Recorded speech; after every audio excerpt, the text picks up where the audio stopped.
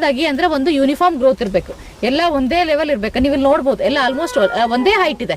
ನಾವು ಅಗಿ ಆಯ್ಕೆ ಮಾಡ್ಕೋಬೇಕಾದ್ರೆ ಕೆಲವೊಂದು ಗುಣಲಕ್ಷಣಗಳಿರ್ತವೆ. ಒಂದೇ ಹೈಟ್ ಇರ್ಬೇಕು, ಒಂದು ಗಿಡ ದೊಡ್ಡದು ಚಿಕ್ಕದೇ ಇರಬಾರ್ದು. ಹಿಂಗಿತ್ತಂದ್ರೆ ಬೆಳವಣಿಗೆ ಚೆನ್ನಾಗಿರೋದಿಲ್ಲ, ನಿಮ್ದು ಹೊಲದಲ್ಲಿ ಅದು ಚೆನ್ನಾಗಿ ಬೆಳೆಯೋದಿಲ್ಲ. ಯೂನಿಫಾರ್ಮ್ ಗ್ರೋತ್ ಇರಬೇಕು, ಹಚ್ಚ ಹಸಿರಾಗಿರ್ಬೇಕು, ಎಲೆಗಳು ಚೆನ್ನಾಗಿ ಒಡೆದಿರ್ಬೇಕು, ಚೆನ್ನಾಗಿ ಬಂದಿರ್ಬೇಕು ಬೆಳೆ. ಅಂತ ಅಗಿಗಳನ್ನ ನಾವು ಆಯ್ಕೆ ಮಾಡ್ಕೋಬೇಕು. ಅಂತ ಗುಣಮಟ್ಟದ ಅಗಿಗಳು ಇವರು ಉತ್ಪಾದನೆ ಮಾಡ್ತಾ ಇದ್ದಾರೆ. ನೀವು ಇಲ್ಲಿ ನರ್ಸರಿ ನೋಡ್ಬೋದು. ಬಟ್ ಸ್ವಲ್ಪ ಇದರಲ್ಲಿ ಕಜ್ಜಿ ರೋಗ ಇದೆ. ಇದಕ್ಕೊಂದೆರಡು ಸಿಂಪಡಣೆ ಇಲ್ಲೇ ಮಾಡಿಸಿ ಆಮೇಲೆ ನೀವು ತಗೊಂಡೋದ್ರೆ ನಿಮ್ಮ ಹೊಲಕ್ಕೆ ಬರೋದಿಲ್ಲ. ಅರ್ಥ ಆಯ್ತಾ? ಈಗ ಅದ್ರ ಬಗ್ಗೆ ಅವ್ರು ಮತ್ತೆ ಮುಂದೆ ಹೇಳ್ತಾರೆ. ಇವು ನಿಂಬೆ ಅಗಿ ತಯಾರು ಮಾಡ್ತೀವಿ ನಾವು. ನಿಂಬೆ ಅಗಿ ತಯಾರು ಮಾಡಿ ಮೊದಲ 9 ತಿಂಗಳದಾಗಿ ತಗೋಬೇಕು ಅಂತ ಹೇಳ್ತಾರೆ. 9 ರಿಂದ 1.5 ವರ್ಷದಾಗಿ ತಗೋಬೇಕು. ಸೊ ಇವರು ವಯಸ್ಸು ಎಷ್ಟಿದೆ ಅಂತ ಹೇಳಿ ಇದಕ್ಕೆ 2 ವರ್ಷ ಐತ್ರಿ. 2 ವರ್ಷ 2 ವರ್ಷ ಹೇಳಿ ಅಂದ್ರೆ ಈಗ ನಾವು 3 ತಿಂಗಳಾಯ್ತು ಈಗ ಇದು ಮಾಡಿರಿ, ಚಾಲು ಮಾಡಿ. ಮತ್ತು 2 ವರ್ಷ ಈಗ 1 ವರ್ಷದ್ದು ಅಚ್ಚಗಡಿ ಪ್ಲಾಟ್ ಐತ್ರಿ, 1 ವರ್ಷದ್ದು ಖಾಲಿ ಮಾಡಿವು. ಅದು ಅವರು ತೋಟಗಾರಿಕೆ ಇಲಾಖೆಯವರು ಗೌರ್ಮೆಂಟ್ದವ್ರು ಒಯ್ದಾರೆ, 60,000 ಒಯ್ದಾರೆ. ಗುಲ್ಬರ್ಗದವರು ಇಲ್ಲಿ ರಾಯಚೂರ ಇನ್ನು ಎಲ್ಲೆಲ್ಲಿ ಒಯ್ದಾರೆ. ಅದಕ್ಕೆ ಅವ್ರಿಗೆ ಕೊಟ್ಟಿವು. ಈಗ ರೈತರಿಗೆಲ್ಲ ಇವು ಕೊಡ್ತೀವಿ ನಾವು. ಇವು ಹಿಂಗೆ ಪಡಿ ಮಾಡ್ತೀವಿ. ಪಡಿ ಮಾಡಿ ಅಡ್ಡಿ ಹಿಂಗೆ ಇದು ಮಾಡಿ ಕಿತ್ತಿ ಕೊಡ್ತೀವಿ ರೀ. ಒಳಗೆ ಮಂದಿ ಪಾಕೆಟ್ದಾಗ ಅಗಿ ತಯಾರು ಮಾಡ್ತಾರೆ. ಪಾಕೆಟ್ದಾಗ ಅಗಿ ತಯಾರು ಮಾಡಿ ಪಾಕೆಟ್ ಅಗಿ ಭಾಳ ಹೋಗ್ತಾರೆ. ಪಾಕೆಟ್ ಅಗಿ ಈ ಅಗಿ ಮಾಡಿದ್ರೆ 250 ರೂಪಾಯಿಗೆ ಒಂದು ಮಾರ್ತಾರೆ. ನಾವು ನೆಲದ ಮೇಲೆ ಬೆಡ್ ಮೇಲೆ ಮಾಡಿದ್ದು ಈ ಅಗಿ 50 ರೂಪಾಯಿಗೆ ಒಂದು ಕೊಡ್ತೀವಿ. ಮತ್ತು ಪಾಕೆಟ್ ಅಗಿಗೆ ಮತ್ತು ನೆಲದ ಮೇಲಿನ ಅಗಿಗೆ ಏನು ವ್ಯತ್ಯಾಸ ಅದಂದ್ರೆ ಪಾಕೆಟ್ದ ನಗಿ 6 ತಿಂಗಳಿಗೆ ಅದು ಪಾಕೆಟ್ಗೆ ಹೋಗಿ ಬೇರೆ ಮುಟ್ಟಿ ಬೇರೆ ರೌಂಡ್ ಆಗ್ತದೆ. ಹಿಂಗೆ ಶಿಂಬಿ ಗಟ್ಟಿ ಗುಂಡು ಆಗ್ತದೆ. ಗುಂಡು ಆಯ್ತಂದ್ರೆ ಅದು ಕುಂಕೊಂಡು ಬೇರೆ ಅಷ್ಟೇ ಬಿಡ್ತೈತಿ ಸುತ್ತೆಲ್ಲ. ಅದು ತಾಯಿ ಬೇರೆ ಏನೈತಲ್ಲ ಅದು ಆಳವಾಗಿ ಹೋಗಂಥದ್ದು ಹೋಗಂಗಿಲ್ಲ.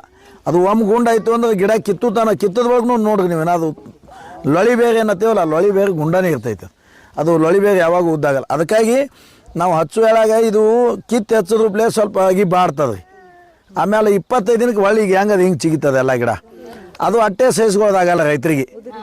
ಇದು ಉದುರಿ ಚಿಗಿತದ, ಇದು ಹೊಗುಣೆ ಆಗ್ತಾವ. ಅಲ್ಲಿ 100ಕ್ಕೆ 10 ಅಗಿ ಹೊಗುಣೆ ಅಲ್ಲಿ ಬೆಳವಣಿಗೆ ಒಳಗೆ 2 ವರ್ಷನಾಗ ಪಾಕೆಟ್ ಅಗಿಗೆ ಈ ಅಗಿಗೆ ಭಾಳ ಹತ್ತದ್ರಿ. ಬೆಳವಣಿಗೆ ಆಗಂಗಿಲ್ಲ, ಕುಂಠಿತ ಬೆಳಿತೈತಿ ರೀ. ಮತ್ತು ಈಗ ನಮ್ಮದು ಇದು ಬೆಡ್ ಮೇಲಿನ ಅಗಿ ಅದು ಎಡ್ಡು ಹಚ್ಚಿದ್ರೆ ಇದಕ್ಕೆ ಭಾಳ ಗಜ ಅಂತ ಫರ್ಕ್ ಆಗ್ತದೆ ಏನ್ರಿ. ಇದಕ್ಕೆ ತನ್ನ ಬಾತ ಬದಲೇ ಆಳವಾಗಿ ಬೇರು ಬಿಟ್ಟಿರ್ತದ. ಆ ಬೇರು ಒಯ್ದ ಅದು ಹಾಗೆ ಉತ್ಪತ್ತಿ ಆಗ್ತದೆ ಅಲ್ಲಿ ಭೂಮಿ ಒಳಗೆ. ಅದಕ್ಕಾಗಿ ನಾವು ಯಾವಾಗಲೂ ಬೆಡ್ ಮೇಲೆ ಇದ್ದದ್ದು ಅಗಿ ಹಚ್ಚತ್ತೀವಿ ನಾವು. ಪಾಕೆಟ್ ಅಗಿ ಹಚ್ಚಬಾರ್ದು. ಆಮೇಲೆ ಗ್ರಾಫ್ಟಿಂಗ್ ಅಗಿ ಹಚ್ತಾರೆ ಅದಕ್ಕೆ ಕಸಿ ಮಾಡಿ. ಈಗ ನಮ್ಮ ನಿಂಬೆ ಗಿಡ ಕಾಯಿ ಕಸಿ ಮಾಡಿ ಹಚ್ಚಿದ್ರೆ ಮುಂದಿನ ವರ್ಷ ಕಾಯಿ ಆಗ್ತಾವೆ. ಅದು ಗಿಡನೇ ಇಷ್ಟು ದಪ್ಪ ಇರ್ತೈತಿ ರೀ. 2 ಕಾಯಿ ಆಗ್ತಾವೆ. 2 ಕಾಯಿ ಆದ್ರೆ ಏನು ಮಾಡವ್ರಿ. ಮತ್ತು ಇದು ಗಿಡ 3 ವರ್ಷಕ್ಕೆ ಕಾಯಿ ಆಗ್ತದೆ ರೀ. ಫಸ್ಟಿನ ವರ್ಷ ಕಾಯಿ ಆಗ್ಯಾವ ಅಂದ್ರೂ ಕಮ್ಮಿ ಅಂದ್ರೆ ಹಾಂ ಬೇಕ್ರಿ. ಅದಕ್ಕೆ 2 ವರ್ಷನಾಗಿ ಕೊಟ್ಟು 3 ವರ್ಷ ನಿಮ್ಮಲ್ಲಿ ಕಾಯಿ ಆಗ್ತಾವೆ. ಮುಂದೆ ಭಾಳ ವಿಷಯ ಅದ್ರಿ. ಇದಕ್ಕೆ ಸರಿಯಾಗಿ ಈಗ ನಾವೇನು ಹೇಳಿದ್ವಿ, ಒಟ್ಟೆ ರಾಸಾಯನಿಕ ಏನೂ ಮಾಡಲಾರ್ದೇನೆ ಮಾಡಿದ್ರಿ ಅಂದ್ರೆ 40 ವರ್ಷ ದಿನ ಗಿಡ ಬಾಳ್ಕೆ ಬರ್ತೈತಿ. ಅದ್ರಾಗ ಒಣಗ ಸಿಡಿ ಆಯ್ತು ಮುಳ್ಳು ಮುರ್ಕೋತ ಹೋದ್ರೆ ಅಂದ್ರೆ ಒಂದು 3 ವರ್ಷ 4 ವರ್ಷ ತಳಿಗೆ ಕಾಯಿ ಜಾಸ್ತಿ ಆಗ್ತಾವೆ. ಆ ಎಳಾಗ ಅವಸರಕ್ಕೆ ಬಿದ್ದು ನಮಗೆ ತಡ್ತಾವೆ ತಿಳಿ ಟೊಂಗೆ ಕಡಿಬಾರ್ದು, ಸಾವಬಾರ್ದು. ಅದು ತೆಳಗಿನ ಟೊಂಗೆಗಳು ಹಾಗೆ ಬಿಡ್ಬೇಕ್ರಿ. ಬಿಟ್ಟು ಆಮೇಲೆ ಅದು ತೆಳಗಿನ ಟೊಂಗೆಗಳು ಕಾಯಾಗಿ ಮುಂದೆ ಅವು ಸಿಡಿ ಆದಂಗೆ ಅವು ಮುರ್ಕೋತ ಹೋದ್ರೆ ಗಿಡ ಮ್ಯಾಲೆ ಹೋಗಿಬಿಡ್ತೈತಿ.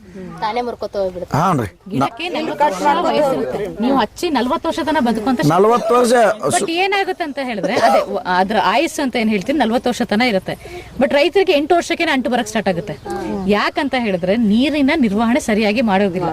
ಬಡ್ಡೆ ಹತ್ರ ನೀರ್ ಬಿಡ್ತಾರೆ ಕಂಟಿನ್ಯೂಸ್ ಆಗಿ. ಮೊದಲನೇ ವರ್ಷದಿಂದ ಚಾಲು ಆಗುತ್ತದೆ. 8ನೇ ವರ್ಷಕ್ಕೆ ರೋಗಾಣು ಹೆಚ್ಚು ಉತ್ಪತ್ತಿಯಾಗಿ ರೋಗ ಕಾಣಿಸ್ಕೊಳ್ಳೋಕೆ ಸ್ಟಾರ್ಟ್ ಆಗುತ್ತೆ. ನಿಮ್ಗೆ ಟೊಂಗೆ ಒಣಗೋದು ಮತ್ತೆ ಇದು ಅಂಟು ಸೋರೋದು ಇದೆಲ್ಲ ಸಮಸ್ಯೆ ಆಗುತ್ತೆ.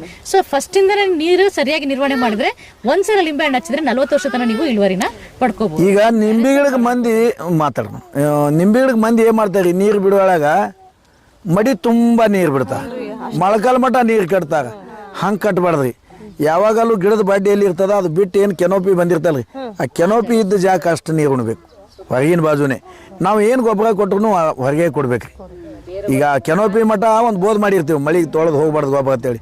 ಅಲ್ಲಿ ತೋರಿಸ್ತೀನಿ ರೀ, ಅಲ್ಲಿ ಹೋದ ಬಳಕ ನೀವು ನೋಡಕತ್ತ. ಹಾಂ ಚಲೋ ನೆಲದಾಗ ಒಂದು ಗಿಡ ಮಾಡಿದ್ರಿ ಅಂದ್ರೆ ನಮ್ಮ ಮನೆಗೆ ಸಾಕನಾಟ ಕಾಯಿ ಆತ ಒಂದೇ ಗಿಡಕ್ಕೆ. ಸಣ್ಣ ಕರ್ಜಿನಾಗ ಜವಾರಿನೇ ರೀ.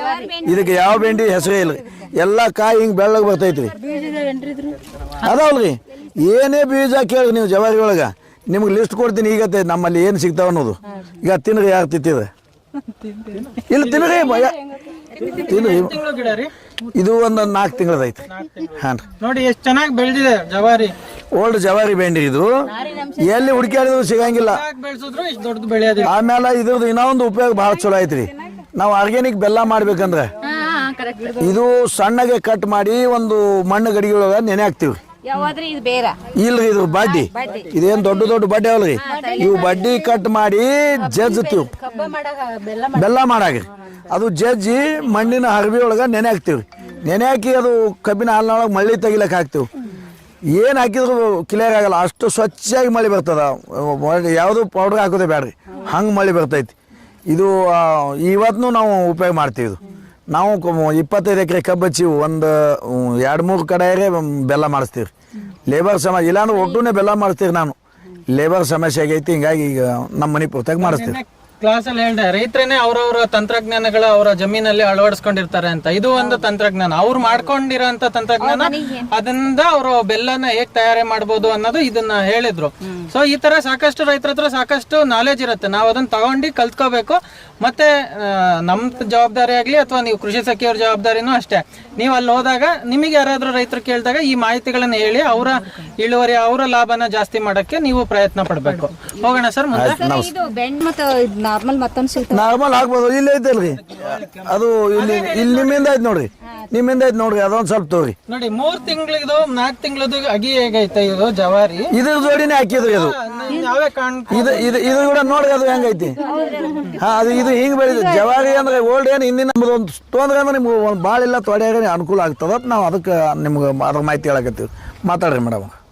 ಇವ್ರದ್ದು ಸ್ವಭಾವನ ನೀವು ಅನುಭವಿಸ್ಬೇಕು, ನೀವು ಅರ್ಥ ಮಾಡ್ಕೋಬೇಕು. ಅದು ತಗೊಂಡ ಇದು ತಗೊಂಡ ಅದಲ್ಲ ಇಂಪಾರ್ಟೆಂಟ್. ಹೆಣ್ಮಕ್ಳು ಬುದ್ಧಿನೇ ಅಷ್ಟು. ಎಲ್ಲೋದ್ರೆ ಏನ್ ಸಿಗ್ತದೆ ನೋಡೋಣ, ಅದು ತಗೊಂಡ ಇದು ನೋಡೋಣ, ಅದು ಬೇಡ. ಆಮೇಲೆ ಅವ್ರ ಹತ್ರ ಏನೇನಿದೆ ಎಲ್ಲ ಹೇಳ್ತಾರೆ ಅವ್ರು. ನಿಮ್ಗೆ ಬೇಕಂದ್ರೆ ನೀವು ತಗೊಳ್ಳಿ. ಇವಾಗ ಏನೋ ಮುಟ್ಟಕ್ಕೆ ಹೋಗ್ಬಿಡು. ಅವ್ರು ಏನ್ ಹೇಳ್ತಾರೆ ಅದನ್ನ ಕೇಳಿಸ್ಕೊಳ್ಳಿ. ಒಂದ್ಸಲ ಹೇಳಿದ್ರೆ ಮುಗೀತು, ಆಮೇಲೆ ಮತ್ತೆ ಹೇಳಕ್ ಆಗೋದಿಲ್ಲ. ಮತ್ತೆ ನಿಮ್ಗೆ ನಾಲೆಡ್ಜ್ ಹೋಗ್ಬಿಡುತ್ತೆ. ಅವ್ರ ಹತ್ರ ಏನ್ ಕಲಿತೀರಿ ನೀವು ಮುಂದೆ ಬೇರೆ ರೈತರಿಗೆ ಹೇಳಕ್ ಬರುತ್ತೆ. ಮತ್ತೆ ಅಲ್ಲಿ ರೈತರ ಹತ್ರ ಹೋದಾಗ ತಬ್ಬಿಬ್ಬಾಗ್ತೀರಿ. ಅವ್ರು ಏನಾದ್ರು ಪ್ರಶ್ನೆ ಮಾಡಿದ್ರೆ ನಿಮ್ಗೆ ಹೇಳಕ್ ಬರಲ್ಲ. ಅದೇ ಇವ್ರು ಪ್ರಾಕ್ಟಿಕಲ್ ಆಗಿ ಹೇಳ್ಬೇಕಾದ್ರೆ ನೀವು ಕೇಳ್ಕೊಂಡು ತಲೆಯಲ್ಲಿ ಇಟ್ಕೊಂಡಿದ್ರೆ ಅವ್ರು ಏನೇ ಪ್ರಶ್ನೆ ಕೇಳಿದ್ರು ನೀವು ಆನ್ಸರ್ ಮಾಡ್ಬೋದು. ಸೊ ಅವ್ರು ಏನ್ ಹೇಳ್ತಾರೆ ಸರಿಯಾಗಿ ಕೇಳಿಸ್ಕೊಳ್ಳಿ. ಸ್ವಲ್ಪ ಅಗ್ಲ ಆಗಿ ನಿಂತ್ಕೊಂಡ್ರೆ ಎಲ್ಲರಿಗೂ ಕೇಳಿಸುತ್ತೆ. ಇಲ್ಲ ಮುಂದೆ ಇದ್ದವ್ರಿಗೆ ಅಷ್ಟೇ ಕೇಳಿಸುತ್ತೆ, ಹಿಂದ್ಗಡೆ ಇರೋರು ಅವ್ರ ಆಟ ಆಟಿರ್ತಿರ್ತಾರೆ. ಅರ್ಥ ಆಯ್ತಾ? ಇದು ದ್ರಾಕ್ಷಿ 9 ಎಕರೆ ದ್ರಾಕ್ಷಿ ಇದೆ. 2 ಅಥವಾ 3 ವರ್ಷ ಆಗಿದೆ ಅಷ್ಟೇ ಅವ್ರು ದ್ರಾಕ್ಷಿ ಹಚ್ಚಿ. 3 ವರ್ಷ ಆಯ್ತು. 3 ವರ್ಷ ಆಗಿದೆ. ದ್ರಾಕ್ಷಿಯಲ್ಲೂ ಕೂಡ ತುಂಬಾ ಒಳ್ಳೆ ಇಳುವರಿನ ಪಡ್ಕೋತಾ ಇದಾರೆ. ದ್ರಾಕ್ಷಿ ಬಗ್ಗೆ ಮಾಹಿತಿ ಕೊಡ್ತಾರೆ ಅವರು. ಒಂದ್ ನಿಮಿಷ ಹೇಳ್ಬಿಡ್ತೀನಿ. ದ್ರಾಕ್ಷಿಯಲ್ಲಿ ಸ್ಟ್ರೆಸ್ ಕೊಡೋದು ಅಥವಾ ಹೇಗೆ ಗೊತ್ತಿರೋದಿಲ್ಲ. ಸೊ ಅವರು ಹೇಗ್ ಮಾಡ್ತಾರೆ, ಅವ್ರು ಇಷ್ಟು ವರ್ಷ ಹೇಗ್ ಮಾಡ್ಕೊ ಬಂದಿದ್ದಾರೆ, ಆ ನಾಲೆಜ್ನ ಆ ಮಾಹಿತಿನ ನೀವು ತಗೊಂಡು ನೀವು ಅಳವಡಿಸ್ಕೊಂಡು ಇಳುವರಿನ ಹೆಚ್ಚು ಮಾಡ್ಕೋಬಹುದು. ಯಾಕಂದ್ರೆ ದ್ರಾಕ್ಷಿಯಲ್ಲಿ ಇಡುವುದಂದ್ರೆ ಬಹಳಷ್ಟು ಕಾರ್ಯಚಟುವಟಿಕೆಗಳಿರುತ್ತೆ, ಅದನ್ನ ನಮಗೆ ಸರಿಯಾಗಿ ನಡ್ಸಕ್ ಬರೋದಿಲ್ಲ. ಸೊ ಅದು ಅವ್ರು ಹೇಗ್ ಮಾಡ್ಯಾರೆ ಅನ್ನೋದನ್ನ ತಿಳ್ಕೊಳ್ಳೋಣ ಅಂತೆ. ಸರ್ ಹೇಳಿ ಸರ್. ಈಗ ನೋಡ್ರಿ ಒಂದು ಸ್ವಲ್ಪ ನಮ್ಮ ಜಾಗ ಬಿಡ್ರಿ ಬರ್ರಿ. ಒಂದು ಸ್ವಲ್ಪ ಸನ್ನಿ ನೀವು ಚಟ್ನಿ ಮಾಡೀವ್ರಿ. ಏಪ್ರಿಲ್ ತಿಂಗಳದಾಗ ಚಟ್ನಿ ಮಾಡಿ ಒಂದು ಗಿಡಕ್ಕೆ ಎಷ್ಟು ಕಡ್ಡಿ ಬೇಕು, ಇವು ಕಡ್ಡಿ ಒಂದು ಗಿಡಕ್ಕೆ ಎಷ್ಟು ಬೇಕು, ಅದು ಎಷ್ಟು ಭಾಗ ಬರ್ತದ, ಇದಕ್ಕೆ ಎಷ್ಟಾದ್ರೂ ಇದಕ್ಕೆ ಒಟ್ಟು ತುಂಬ ಆಹಾರ ಸಿಗ್ತದೆ ಅನ್ನೋದು ಲೆಕ್ಕ ಇಟ್ಕೊಂಡು ಒಂದು ಗಿಡಕ್ಕೆ 30 ಕಡ್ಡಿ ಇಟ್ಟೀವ್ರಿ. 30ರಿಂದ 35 ಕಡ್ಡಿ ಪ್ರತಿಯೊಂದು ಗಿಡಕ್ಕೆ. ಒಂದು ಕಡ್ಡಿಗೆ 2 ಗೊನೆ ಕಾಯ್ತೀವ್ರಿ. ಅವು ಕಡ್ಡಿ ಕಡಿಮೆ ಇರೋದ್ರಿಂದ ಗೊನೆ ಭಾಳ ದೊಡ್ಡ ಸೈಜ್ ಬರ್ತಾವೆ. ಒಂದು ಗೊನೆ ಕಾಟ ಮಾಡಿದ್ರೆ 1 kg ಮೇಲೆ ಬರ್ತಾವೆ.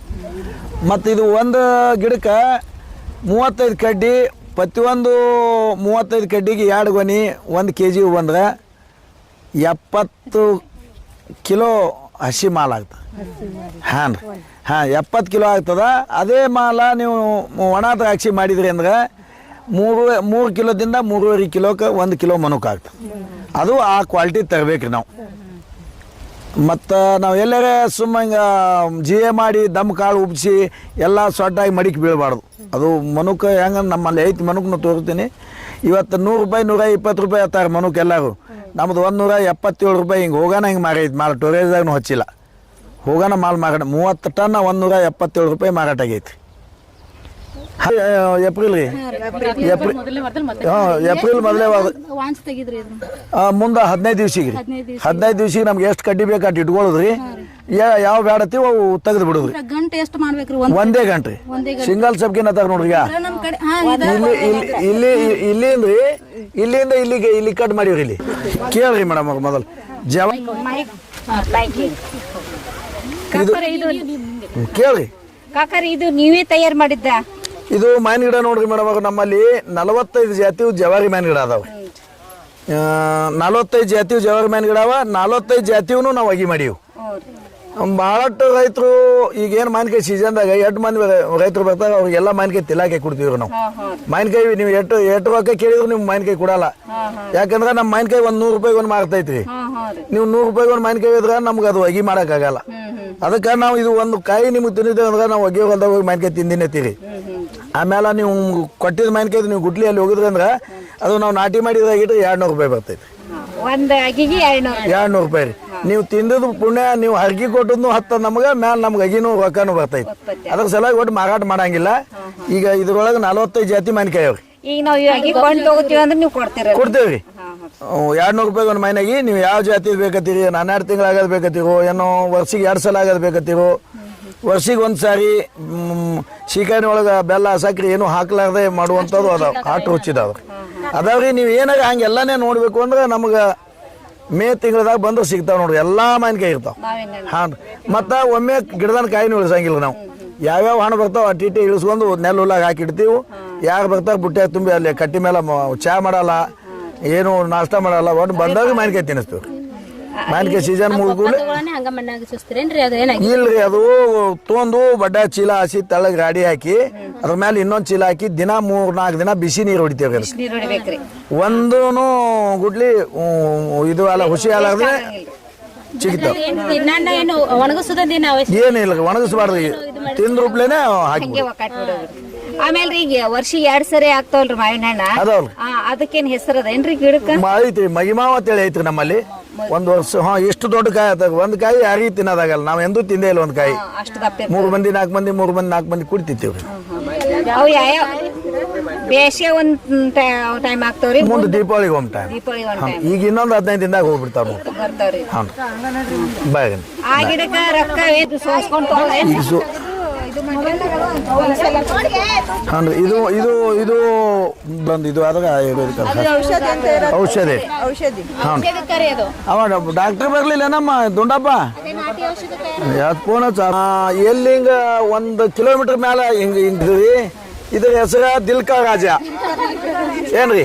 ಇದು ಮುಂಜಾನೆ 8 ಗಂಟೆಗೆ ಹೂವು ಬಿಡ್ತದ್ರಿ. ಹೂವು ಅರಳ್ತದ. ಹೂವು ಅರಳ್ತು ಅಂದ್ರೆ ಸಂಜೆ 5 ಗಂಟೆ ತನ ಇಲ್ಲಿ ಬಾಜು ಇದಾವೆಲ್ಲ ಒಳ್ಳೆ ಇನ್ನೊಂದು ಬಂದ್ಕಿಂದ್ರೆ ಅದು ವಾಸ ನೋಡಿ ಹೋಗ್ತಾರೆ. ಅಷ್ಟು ಸುಗಂಧ ಅದು ವಾಸ. ಶೇಂಟಿನ ಚಲೋನ ಆಗ್ತೈತ್ರಿ. ಹಾ, ಸಿಗ್ತಾವೆ, ಎಲ್ಲ ಸಿಗ್ತಾವೆ. ಇಲ್ಲ, ಔಷಧಕ್ಕಾಗಲ್ಲ. ಇದು ಬರೀ ಸುಗಂಧ ಅದು ವಾಸ. ಅಕಸ್ಮಾತಾಗಿ ಈಗ ಈ ಕಡೆ ತೆಳಕಿನ ಗಾಳಿ ಹಿಂಗ್ ಬಿಡ್ತು ಅಂದ್ರಿ ನಮ್ ದನಗಳು ಕೂತಿದ್ದ ಈ ಫಿಗರ್ ಎಲ್ಲೋ ನೋಡ್ದಂಗೈತಲ್ಲ. ಹಂಗೆ ಯಾವ ಬಂದ್ರು ಎದ್ ನಿಂತು ವಾಸ ತೋತಾವ ದನಗಳು. ಹಾನ್ರಿ. ಆಮೇಲೆ ಇದು ಮುಗಿದ ಕೂಡ್ಲೇನೆ ರಾತ್ಕ ರಾಣಿ ಅಂತೇಳಿ ಐತ್ರಿ. ಹಾ, 1.5 kg ದೊಡ್ಡ ಆತಾವ್ರಿ. ಇದು ನೋಡ್ರಿ ಲಕ್ಷ್ಮಣ ಫಲ ಅಂತೇಳಿ ಇಲ್ಲಿ ಕಾಯಿ ಅದಾವ ನೋಡ್ರಿ. ಅಂತಾವ್ ಕಾಯಿ ಆತಾವ್ರಿ, ಹಣ್ಣು ಅದಾವ್ರಿ. ಅಲ್ಲಿ ತೋರಿಸ್ತೀನಿ. ಇದ್ರದ್ದು ವಿಶೇಷ ಗುಣ ಕ್ಯಾನ್ಸರ್ ಗುಣ ಆಗುವಂತ ವಿಶೇಷ ಗುಣ ಐತ್ರಿ. ಇದು ಹ್ಯಾಂಗ್ ಕೊಡ್ತಾರ ಅನ್ನೋದು ನಮ್ಗೆ ಗೊತ್ತಿಲ್ಲ. ಬಿಜಾಪುರದೊಳಗ ಇದಕ್ಕೊಬ್ಬ ವ್ಯಾಪಾರಿ ಮನುಷ್ಯನ ಹಣ್ಣು ಮಾರವನೆ. ಅವ ನಮ್ಗೆ ಯಾವಾಗೂ ಫೋನ್ ಹಚ್ಚಿ ಎಷ್ಟು ಕಾಯಿ ಒಂದೇ ಕಾಯಿ ಆದ್ರೂ ತಂದು ಕೊಡಕಾತಾನ. 200 ರೂಪಾಯಿಗೆ 1 kg ತೋತಾನ. 1 ವರ್ಷಕ್ಕೆ ಹ್ಯಾಂಗ್ ಕೊಡ್ತಾರ ಗೊತ್ತಿಲ್ಲಮ್ಮ. ಕ್ಯಾನ್ಸರ್ ಗುಣ ಆಗ್ತದ ಅನ್ನೋದು ಅಷ್ಟೇ ಗೊತ್ತು ನಮ್ಗೆ. ನಾವು ಹಾ, ಬೀಜ ಇರ್ತಾವ್ರಿ. ಬೀಜ ಇರ್ತಾವ, ಕಡಿಮೆ ಇರ್ತಾವ್ರಿ. ಹುಳಿ ರುಚಿ ಈ ಲಿಮ್ಕಾ ಸೋಡಾ ಇರ್ತಾವಲ್ಲ ಆ ಟೈಪ್ ಇರ್ತೈತಿ. ಆಗ್ತದ. ಹಣ್ಣಿಗೆ ಬಂದಿದ್ದೆ ಅಂದ್ರೆ ಅದು ಗೊತ್ತಾತಲ್ರಿ. ಈಗ ಹಳದಿ ಆಗಿ ಇಲ್ಲಿ ಬಂದೈತಿ ನೋಡ್ರಿ. ಈಗ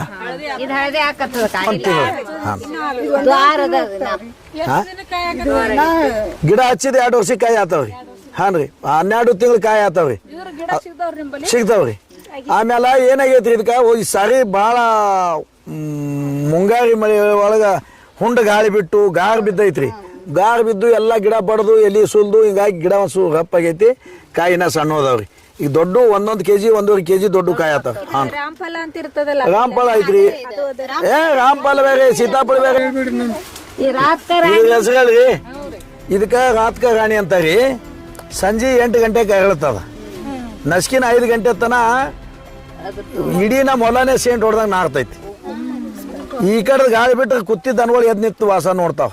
ಈ ಮಳಿ ಬಂದ್ರೂಪ್ಲೆ ಹೆಂಗ್ ಗಾಳಿ ಬರೋಣ ವಾಸ ಬರ್ತಲ್ರಿ. ಹಂಗಿದ್ರು ವಾಸ ಬರ್ತದೆ. ನಾನು ತಾಂಬದಿಂದ ಬರುವಾಗ ಅಲ್ಲಿ ನೀರಿನ ಟಾಕಿ 2 ಕಿಲೋಮೀಟರ್ ಆಚೆಗೆ ನೀರಿನ ಟಾಕಿ ಬೆಲ್ಯಾಕ ಹಿಂಗಿನ ಗಾಳಿ ಇತ್ತಾಗ ಅಲ್ಲಿ ವಾಸ ಬರ್ತದೆ. ನೋಡಪ್ಪ ನಮ್ಮ ಹೂ ಹೊರಳದ ತಿಂಗತ್ತೀವಿ ನಾವು ವಾಸನೆಗೆ ರೀ. ಯಾವಾಗ ಹೋಗ್ರಿ ಯಾವಾಗ ಹೊರತಾವ್ರಿ. ಏನು ಮಾಡ್ಯಾರ ಇದು ವಾಟರ್ ಆ್ಯಪಲ್ ಹಚ್ಚಿವ್ರಿ. ವಾಟರ್ ಆ್ಯಪಲ್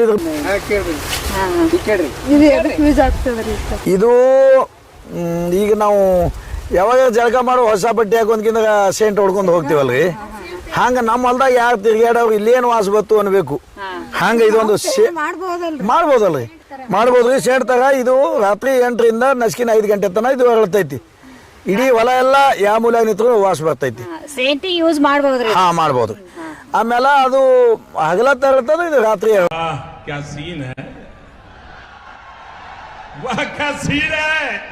ತಗೊಳ್ಳೋದು ದಿಲ್ಕಾ ರಾಜ. 2 ಹೆಸರು ಅದ. ಚಾಲು ಮಾಡಿ ಹೇಳ್ತೀನಿ. ವಾಟರ್ ಆ್ಯಪಲ್ ಅಂದ್ರೆ ಇದ್ರ ಗುಣ ಏನದ್ರಿ ಅಂದ್ರೆ ಬ್ಯಾಸಿಗೆ ದಿನಕ್ಕೆ ತಪ್ಲ ಕಾಣಂಗಿಲ್ಲ. ಗಿಡ ಮುರಿಯೋಟ್ಟು ಕಾಯಿ ಆಗ್ತದ, ದಪ್ಪನ ಇಟ್ಟು ಸೈಜ್ ಕಾಯಿ ಆಗ್ತದ, ಗುಲಾಬಿ ಕಾಯಿ ಆಗ್ತದ್ರಿ. ನೀರಾಡಿಸಿ ಬಂದ ಮನುಷ್ಯ 4 ಕಾಯಿ ತಿತ್ತು ಅಂದ್ರೆ ನೀರು ಬೇಡಂಗಿಲ್ಲ ಅಷ್ಟು. ಇದಕ್ಕೆ ನೀರು ಸೇಬುನು ಅಂತಾರೆ, ನಕ್ಷತ್ರ ನೀಲ ಹಣ್ಣು ಅಂತಾರ್ರಿ. ಅದಕ್ಕೆ ತಿನ್ನಾಕ್ರಿ ಹಿಂಗ ಬಾಯಿ ತುಂಬಾ ತಿಂದು ಹಿಪ್ಪಿ ಉಳಿ ಹಿಂಗ 4 ಕಾಯಿ ತಿಂದ್ರಿ ಅಂದ್ರೆ ನೀರು ಹೊಟ್ಟೆ ತುಂಬತೈತಿ. ಅದಕ್ಕೆ ನೀರು ನಮ್ಮ ಕನ್ನಡದೊಳಗೆ ಅನ್ಬೇಕಂದ್ರೆ ನೀರು ಸೇಬುನೆ ಅಂತ. ನೀರು ಸೇಬು ಗುಲಾಬಿ ಆಗ್ತದ್ರಿ. ಇದು ಗುಂಡ ಆಗ್ತದ್ರಿ, ಈಚಿಗಡ್ದು ಉದ್ದಂಡ ಆಗ್ತದ. ಮತ್ತ ಬಹಳ ನೀವೇ ನೋಡ್ರಿ ಯಾಕೆ ಕೆಲ್ತಾವು ಚೀಟಿ ಹಚ್ಚಾಗ ನೋಡ್ರಿ. ಅದು ನೀವು ನೋಡೋ ಸಂಬಂಧ 4 kg ಅಂದ್ರ ಹಣ್ಣೆ ಒಂದು 4 kg ಒಂದು ಕಾಯಿ ಆಗ್ತದ. ಏನ್ರಿ 4 kg ಒಂದು ಮಾವಿನಕಾಯಿ ಆಗ್ತದ. ಅಲ್ಲಿ ಇದು ಎಷ್ಟು ವರ್ಷದಿಂದ ಇನ್ಸ್ಟಾಲ್ ಮಾಡಿದೀರಾ? ಇದು 4 ವರ್ಷ ಐತಿ ಸರ್. 4 ವರ್ಷ. 4 ವರ್ಷ. ಎಷ್ಟು ಎಕರೆ ನೀರ ಉಳಿಸತ್ತೆ ಇದು? 21 ಎಕರೆ ಕುಣಿಸ್ತೀವ್ರಿ. 21 ಎಕರೆ. ಎಷ್ಟು ವಾಲ್ಸ್ ಗಳಿದಾವೆ? ಇದು 21 6 ವಾಲ್ ಅದಾವ್ರಿ. 6 ವಾಲು ಎಲ್ಲ ಅಟ್ ಎ ಟೈಮೇ ಹೋಗತ್ತೇನ್ರಿ? ಇಲ್ರಿ, ಮತ್ತೆ ದ್ರಾಕ್ಷಿಗೆ ಬೇಕಂದ್ರ ನಂಬರ್ ಹಾಕಿವ ಅಲ್ಲಿ 0 1 2 3 4 ವಾಲ್ ತಿರುಗಿದ್ರ 2 ತಾಸ್ನಾಗ 9 ಎಕರೆ